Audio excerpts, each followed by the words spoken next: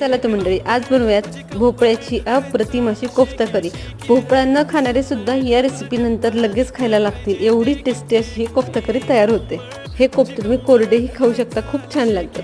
त्यासाठी भोपळा छानपैकी साल काढून किसून घेतलाय, मीठ लावून बाजूला ठेवलाय। तोपर्यंत आलं, लसूण, हिरवी मिरची आणि कोथिंबीरच्या देठांचं छान वाटण करून घेतलंय। त्याचबरोबर डाळवं देखील छानपैकी ठेचून घेतलंय। आता छानपैकी भोपळ्याचं किसाचं पाणी काढून घ्यायचं, अजिबातही पाणी राहता कामा नये।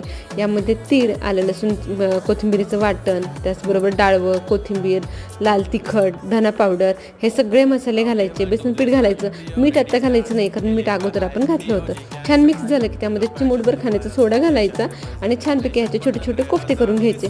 सोडा घातल्यामुळे कोफ्ते अगदी हलके फुलके होतात, सोडा आवर्जून घाला। चला, त्यानंतर अगदी मीडियम टू लो गॅसवरती कोफ्ते दोन्ही बाजूने छान तळून घ्यायचे। मी इथे करी देखील करून ठेवली होती, त्यामध्ये कोफ्ते सोडून घेतलेत, वरून मेथी भरभरून छानपैकी कोफ्ता करी सर्व केली आहे।